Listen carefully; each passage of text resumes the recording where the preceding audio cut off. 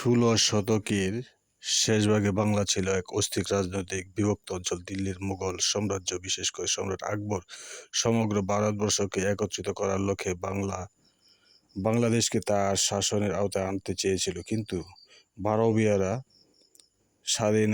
তাদের শাসক, অন্য স্থানীয় জমিদার শাসকদের, যাদের বারবিয়া বলা হয়, তারা মুঘল আধিপত্য মেনে নিতে রাজি ছিল না।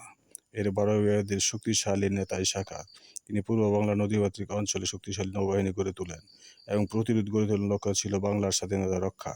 অন্যদিকে আকবর সম্পূর্ণভাবে দখল করার জন্য তার বিশ্বস্ত সেনাপতি মান সিংহকে পাঠান, কিন্তু সে সম্পূর্ণরূপে পরাস্ত হয় সম্মুখ যুদ্ধে, এবং সেই সম্মুখ যুদ্ধটি সংগঠিত হয় হয় ব্রহ্মপুত্র এবং শীতলক্ষ্যা নদীর মাঝখানে।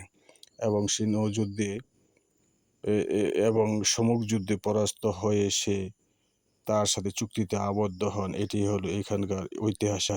লোকমুখে শোনা যায়, সেই মুঘল সেনাপতির সাথে যে ছুটে আসা ঘোড়া, সেই ঘোড়ার পায়ের খুর আর শব্দ আজও রাতের বেলায় শুনতে পাওয়া যায়। সেই নিস্তব্ধ নীরব এই জায়গাটিতে গেলে রাতের বেলায় তারা সেখান থেকে পরাস্ত হয়ে পালিয়ে যায়, এবং যুদ্ধে পরাস্ত হয়ে এক পর্যায়ে তার তলোয়ারটি যখন ভেঙে যায়, তখন ইসাখা তার তরবারি তাকে দেয় আবার যুদ্ধ করার জন্য। কিন্তু সে তার উদারতা